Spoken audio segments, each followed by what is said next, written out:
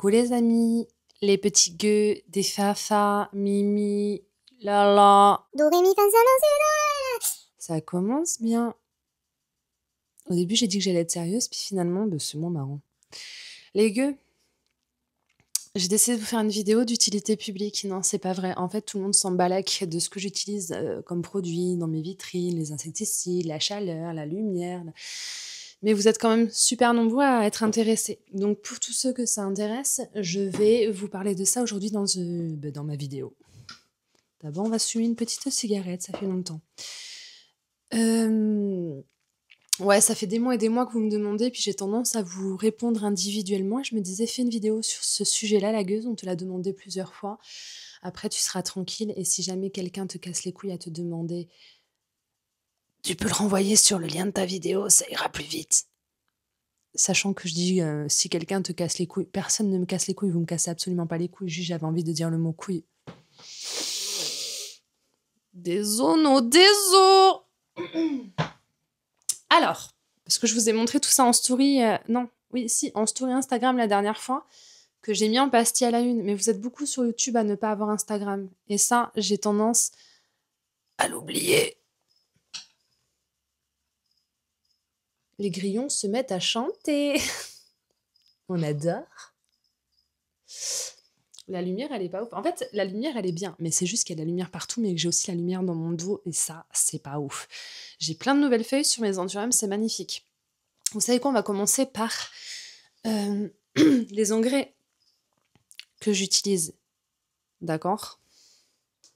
Faut bien commencer quelque part. J'ai pas spécialement envie de faire cette vidéo. C'est pas une vidéo qui m'amuse ou qui me fait kiffer, mais je sais que vous avez envie de savoir. Vous m'avez déjà demandé plein de fois.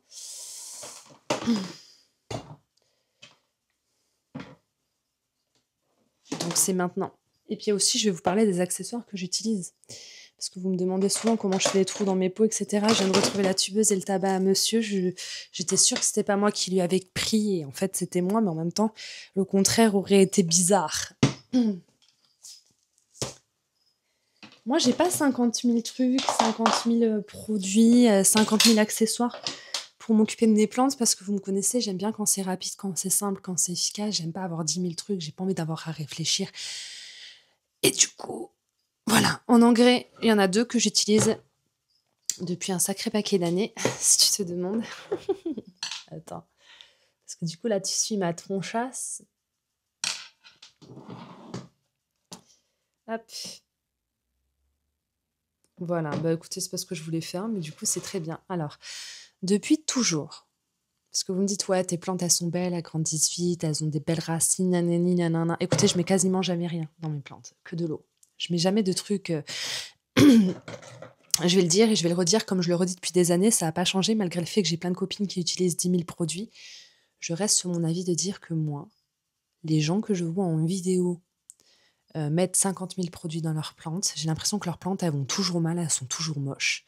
Genre, regardez, aujourd'hui, il y a ça qui va pas, je vais rajouter ça. Aujourd'hui, il y a ça qui va pas, je vais rajouter ça. Oh, il manque du caca de chauve-souris, de l'azote, de la poudre de perlimpinpin, nan. J'ai vraiment cette sensation que plus les gens mettent de produits et de choses dans leurs plantes, plus les plantes, elles vont mal. C'est pour ça que moi, depuis toujours, je ne mets rien dans mes plantes, sauf de l'engrais de temps en temps. Et quand je dis de temps en temps, c'est uniquement les jours où j'ai pas la flemme et quand j'y pense. C'est-à-dire un arrosage sur 5. C'est pas pour ça que je vous dis de faire pareil. Hein. Faites comme vous pouvez, comme vous voulez, renseignez-vous. Moi, j'ai pas envie de m'embêter avec tout ça. Mon engrais principal, quand je décide d'en mettre, et c'est dans toutes mes plantes, sans exception, c'est l'algoflash, comme ça, engrais universel. Sauf que je vous le montre là, il m'en reste pas mal parce que vu la taille de la bouteille et les rares fous que j'en mets, voilà. Apparemment, ils ont changé la... Je vais pas y arriver.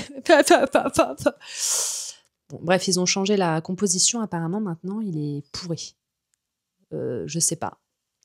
Parce que moi, la composition, honnêtement, je m'en pète le coquillard. Il paraît qu'il est très bien. On m'a dit qu'il était très bien. Mes copines m'ont dit qu'il était très bien. Apparemment, maintenant, il est plus très bien. Mais vous m'avez demandé. Voilà lequel j'utilise depuis des années. Et puis, j'ai celui-là aussi. qui est de la même marque et c'est engrais pour orchidées parce qu'il paraît que la composition, elle est très bien. Elle était très bien. Apparemment, elle est toujours très bien. Et c'était quand je collectionnais les Hoya. Vous savez, les Hoya, on a envie que ça fleurisse. Du coup, je leur mettais de l'engrais pour orchidées. Si tu te demandes, voilà. NPK 466. C'est pas celui que je voulais à la base, mais il paraît qu'il était bien quand même, donc je l'avais pris. Et du coup, je vais le finir au même titre que celui-là. Voilà les 2 engrais que j'utilise. Donc, oups, j'ai les cheveux trempés parce que je viens de dehors. J'ai emmené mes enfants à l'école sous la pluie, on adore.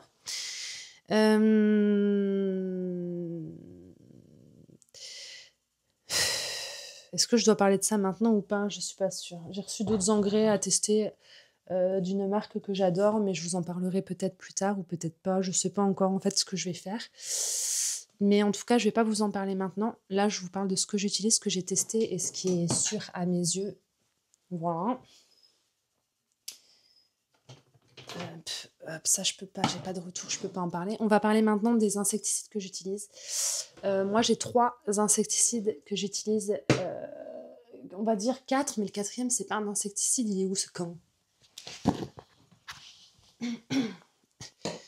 Depuis toujours, depuis le début de ma chaîne, j'avais un insecticide de prédilection que j'ai découvert. Quand est-ce que je l'ai découvert? En fait, si vous voulez, à la base, la première grosse attaque de trips que j'ai eue dans ma collection de plantes il y a environ 4 ans m'a décimé toute ma collection de plantes parce que j'avais envie de faire ça bien. Ça veut dire que et le savon noir, et l'huile de Nîmes, et ci et ça, j'ai essayé toutes les méthodes dont on entend parler sur les réseaux sociaux, je les ai essayées clairement pour que tout se passe bien.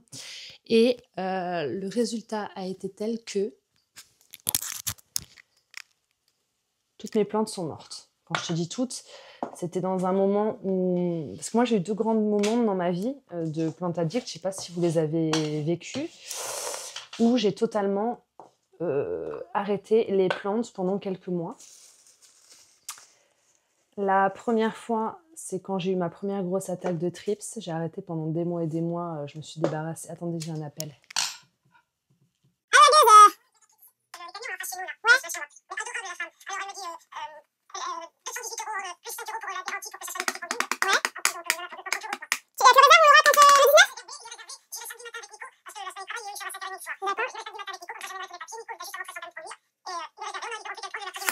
Putain, je t'aime.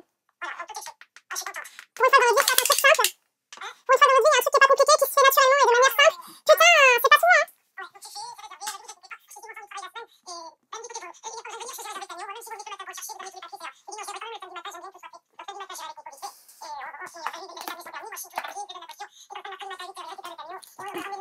Ok, ma gueule. Putain, c'est trop bien. Ok, bisous ma pouche, je suis trop contente.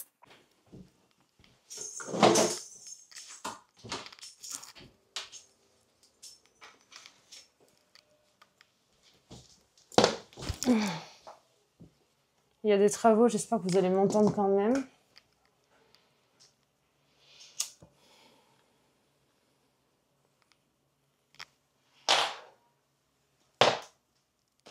Putain, j'avais tout pour faire une bonne vidéo sérieuse et tout. Non, faut que je m'allume une clope alors que j'avais arrêté de fumer en vidéo. Alors écoutez, du coup, je vous disais... Ouais, j'ai essayé toutes les méthodes douces à utiliser pour tuer les trips.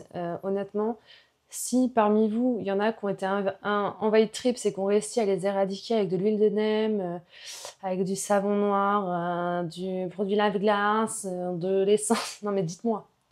Clairement, dites-le moi, ce serait d'utilité publique. Moi, personnellement, ce qui fait que j'arrive à sauver mes plantes à chaque fois que j'ai des attaques de trips, c'est-à-dire que depuis que j'utilise cette méthode, j'ai plus aucune plante qui meurt, sauf celles que je jette à la poubelle quand elles sont trop infestées parce que j'ai pas foi et que c'est moi qui décide de pas essayer. Bah, c'est parce que j'ai découvert ce produit-là. Il y a de la pyréthrine à l'intérieur, ça s'appelle insecticide de choc. Ça, c'est ce que je conseille à tout le monde depuis plusieurs années. C'est ce que je conseille.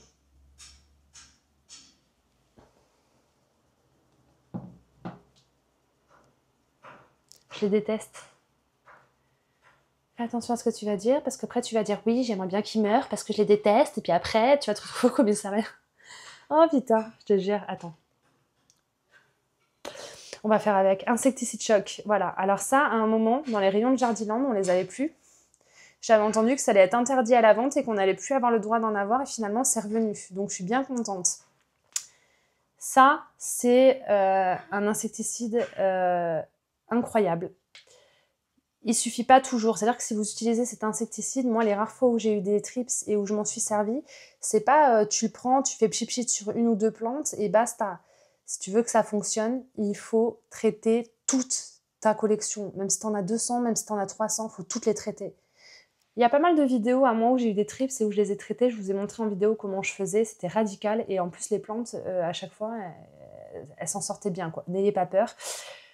Donc, insecticide choc. J'ai dû changer quand même il y a quelques années. Enfin, changer. Je m'en sers toujours, mais j'en ai un deuxième maintenant parce qu'en fait, les nuisibles, ils s'habituent. En fait, il ne faut pas toujours utiliser le même traitement insecticide.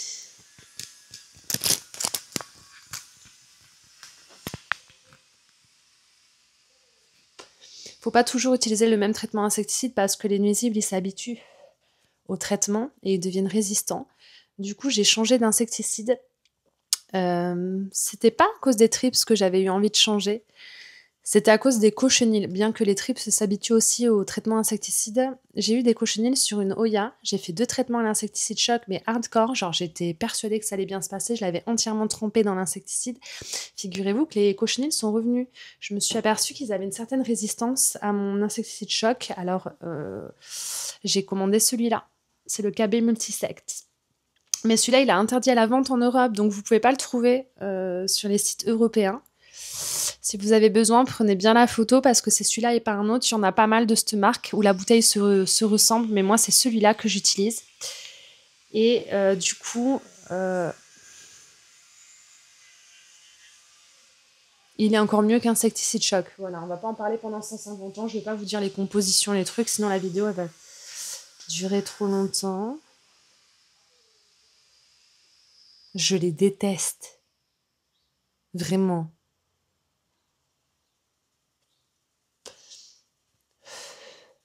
En plus, ils m'ont cassé mon garage, ces fils de pute. Et ce que j'ai toujours aussi avec moi, parmi mes insecticides, c'est un petit vaporisateur comme ça, transparent, que vous pouvez trouver à Normal ou à Action ou partout. Vous savez, quand vous partez en voyage, dans lequel je mets de l'alcool à 70, que je trouve en pharmacie. Voilà. Si vous avez des cochenilles, vous leur vaporisez de l'alcool pur comme ça sur la gueule, ou acarien, ou puceron, ou n'importe quoi, même trips, c'est l'arbre de trips et tout. Ça les dissout instantanément comme de l'acide. Comme un putain de corps de mec de chantier dans l'acide.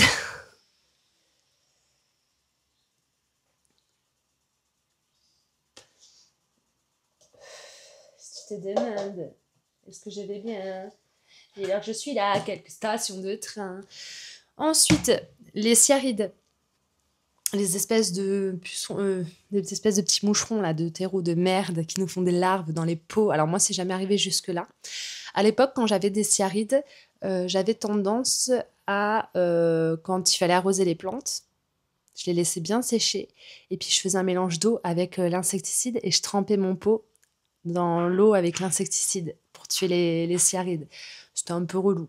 En général, ça fonctionnait bien, mais généralement, t'as pas toutes tes plantes à arroser en même temps. Donc, j'ai acheté ce petit produit-là qui coûte une couillasse, presque 30 € quand même. Voilà, c'est de la marque Solabiol et c'est pour les insectes du sol. Et en fait, c'est une petite poudre blanche. Et puis maintenant, par précaution, dès que j'ai une plante, j'en mets, là je mets quelques petites pincées sur le dessus de mon substrat, voilà, je me dis que ça protège.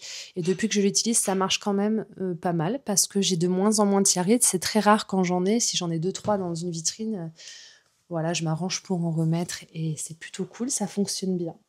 Voilà pour mes insecticides.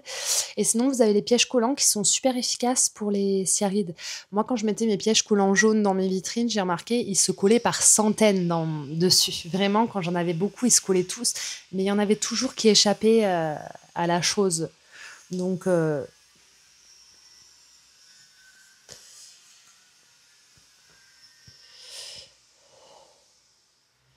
j'ai plus envie Voilà, bon là pour ça c'est fait, on va pas y passer la nuit. Je vais en profiter pour faire un tri parce que bon du coup c'est un peu le bordel. Il serait temps que je range un peu mon bazar. Vous savez tout. Mais c'est toujours un bordel, je range jamais comme il faut. Il faudrait que je m'y mette. Est-ce que tout va rentrer dans ce petit bac?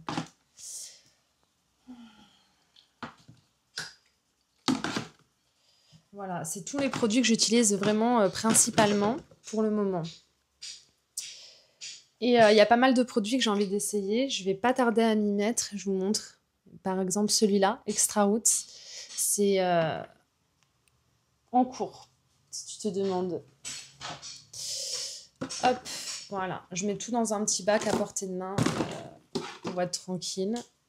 Je range un peu avant de vous montrer la suite parce que sinon, je vais jamais le faire. Je me connais. Voilà, hop. Petit bac à produits à laisser loin des animaux et loin des gueux, des petits gueux, les petits trolls des faces. Enfin, mes enfants n'ont jamais été attirés par mes produits, n'ont jamais touché parce qu'ils viennent pas spécialement dans ma pièce à plantes. Pour les accessoires maintenant.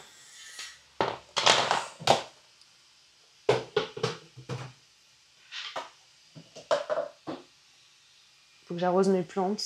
Et non, je préfère faire une vidéo. Pour mes accessoires, je n'en utilise pas énormément. J'ai une petite pipette comme ça, une petite seringue que j'ai achetée aussi en pharmacie. Voilà. Ça, je m'en sers quand je mélange les EM. Je vous ai pas parlé des EM, mais j'ai des EM que mes copines m'ont donné. Juste, j'ai pas pris la décision d'en parler ici parce que mes copines seront mieux calées sur le sujet. Mais quand il s'agit de doser la mélasse et etc. et les EM dans mes récipients d'eau, j'utilise ça. C'est toujours pratique d'avoir une grosse seringue comme ça. Elle me sert plus actuellement, mais quand je me mettrai sérieusement aux EM, je vous en reparlerai. J'ai un petit sécateur comme ça, toujours avec moi. Bien que la majorité du temps, je me sers plutôt de ciseaux parce que bah, ça coupe. Et puis au bout de 2 mois, c'est plus ouf. Ça écrase plus que ça coupe. Mais c'est toujours bien d'avoir de quoi découper les plantes. Et puis, mon accessoire principal... Putain, depuis tout à l'heure, je regarde mon téléphone au lieu de vous regarder vous. Mon accessoire principal, c'est mon fer à souder de chez Action. Je l'ai payé 12 €, je crois, et quelques. Et en fait, il me sert à faire les trous dans mes pots. Ça fait des mois que je l'ai. Je le recharge hyper rarement. Ça clignote en rouge. T'attends 30 secondes que ça devienne vert. Et ensuite, ça te permet de faire des trous bien nets dans tes pots. Et ça, c'est mieux parce que moi, à l'époque, je faisais chauffer avec mon briquet le bout d'un ciseau. Et ça me niquait mes ciseaux, mes trucs et tout. Il est vraiment top. Vous êtes beaucoup à me demander où est-ce que je l'ai acheté. Du coup, je l'ai acheté à Action. Voilà, si tu te demandes. Voilà.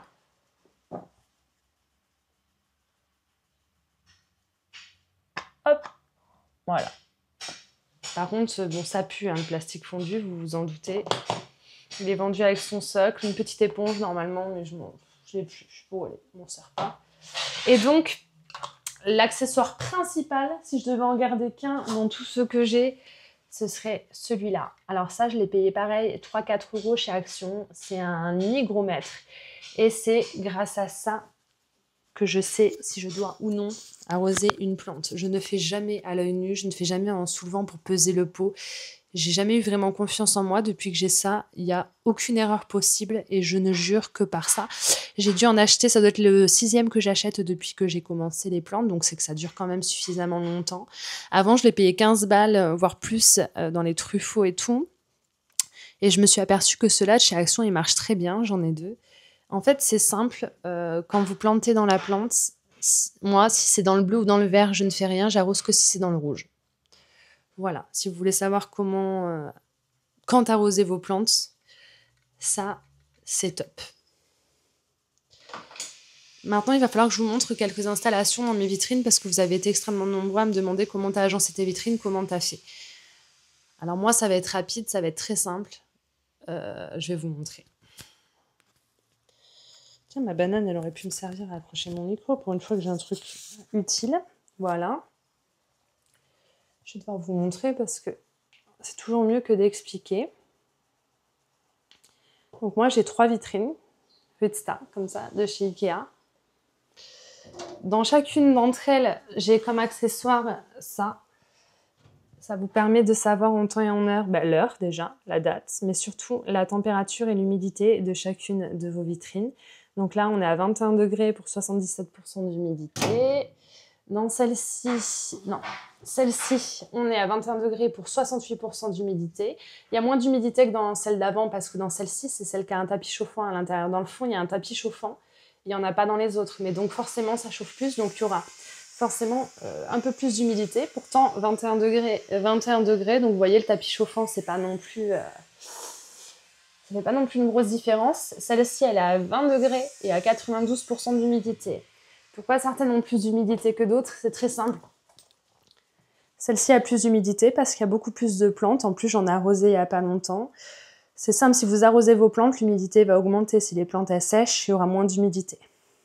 Voilà.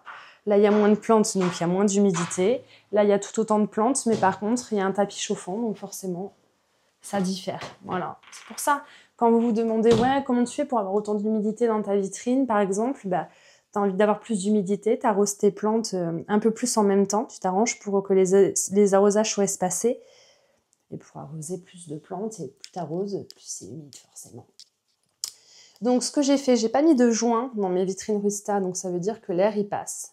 Il y en a qui mettent des joints pour bien fermer les vitrines, moi j'ai pas besoin. Déjà mes vitrines de base, elles sont dans une petite pièce, ma petite pièce à plantes, elle fait 9 mètres carrés, elle est remplie de plantes partout, donc forcément c'est petit, c'est chauffé, donc l'humidité reste plus longtemps que si vous avez une vitrine comme ça au milieu d'une grande pièce de 50 mètres carrés. Forcément, il y aura moins d'humidité peut-être à l'intérieur. Donc dans ce cas-là, si vous avez une vitrine dans une grande pièce, je vais vous conseiller de mettre des joints pour fermer et bien garder l'humidité à l'intérieur de votre vitrine. Moi, j'ai absolument pas besoin. Les seules choses que j'ai faites, que monsieur m'a fait, c'est des trous. Il a pris une scie cloche et il m'a fait des gros trous comme ça pour pouvoir passer les câbles de mes lampes que vous voyez qui sont là-haut. Parce que les trous de base sont trop petits et que je regarde, je sais plus comment je faisais. Voilà, je passais les câbles ici et puis je fermais sur le câble, ça pinçait le câble, c'était pas ouf. Et puis le câble, il devait descendre, c'était moche. Donc ce que je peux vous conseiller, c'est de faire des trous pour passer les câbles. Je l'ai fait dans les deux là. Je l'ai pas fait dans celle-là, je crois pas. Non, dans celle-là, vous voyez, c'est beaucoup moins beau. Le câble, il passe là, hop, hop, hop, hop, et là. C'est pas très grave. Après, là, il y a le tapis chauffant qui passe. Voilà, c'est moins beau, mais je l'ai eu après, cette vitrine, et j'avais pas envie d'embêter monsieur pour qu'il retrouve l'outil nécessaire à ça. Donc, pour vous montrer que les deux sont si moches que ça. Et du coup, maintenant, voilà, là, les bacs dans le fond, je mets des bacs à chaussures Ikea. Je les ai payés 3-4 balles chez Ikea. Ça, c'est juste pas beau, mais c'est juste pour protéger le fond de mes vitrines, en fait. Pour pas que l'humidité, vous voyez, il y a tout le temps de l'humidité qui tombe et je veux pas que ça tombe sur la vitrine directement. Je préfère que ça tombe dans un bac plastique. C'était juste pour protéger.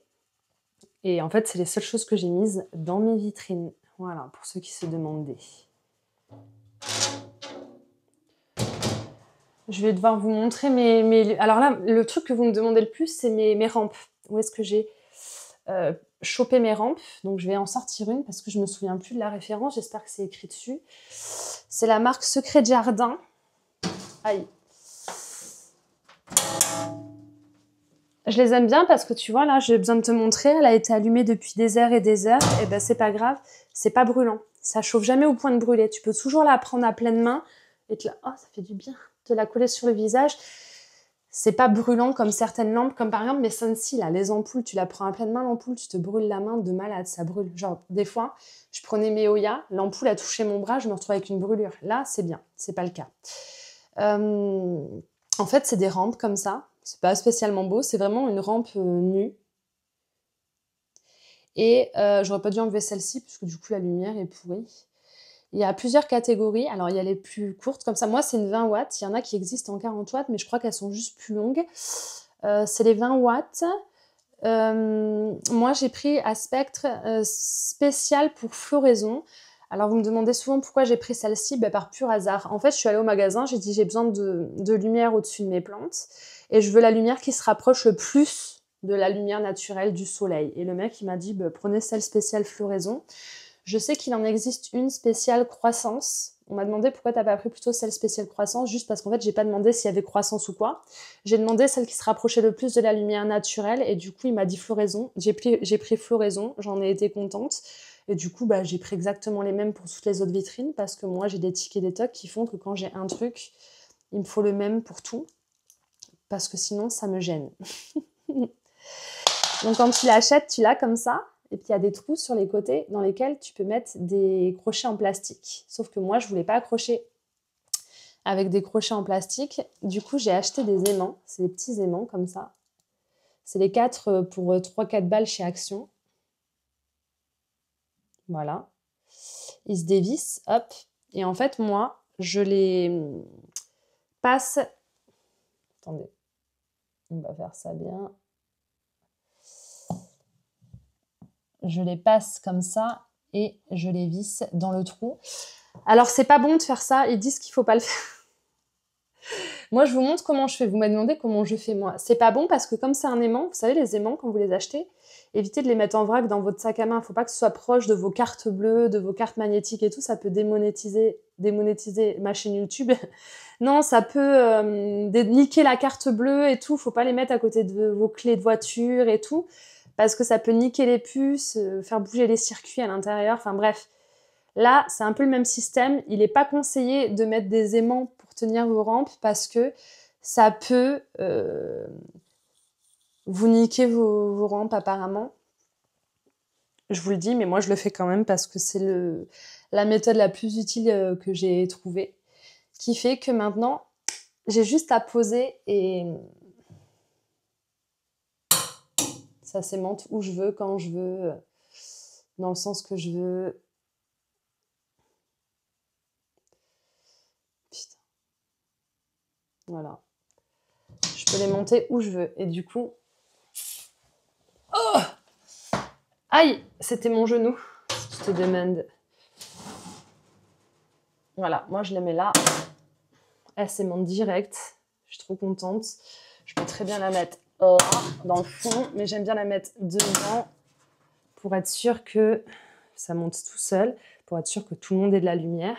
Et comme le câble passe dans ce trou-là, j'ai juste à brancher ici. Voilà. Donc les aimants, c'est pas conseillé de mettre des aimants à côté de quoi que ce soit de magnétique, de lumineux, je sais pas. Mais en tout cas, c'est pas conseillé, je le fais quand même. Pour le moment, j'ai jamais eu de problème, j'espère que ça a duré. Vu le prix que ça coûte, au bout d'un moment, t'as pas envie de racheter 10 000 lumières. Je le fais, voilà. Donc si vous voulez le faire, vous savez que c'est pas bon. Et ben je pense qu'on a tout. Là, je vous ai dit tout ce que j'avais fait. Hein. J'ai rien fait de folichon en plus. Hein. Bon. Il fallait que je fasse cette vidéo. Je la faisais pas. C'est fait. Maintenant, je vais vous laisser les gueux parce que je vais prendre mes plantes une par une pour vérifier leur arrosage. Et puis, tout arroser en regardant des trucs à la con sur mon iPad. Voilà. Si vous avez des questions, n'hésitez pas à me les poser.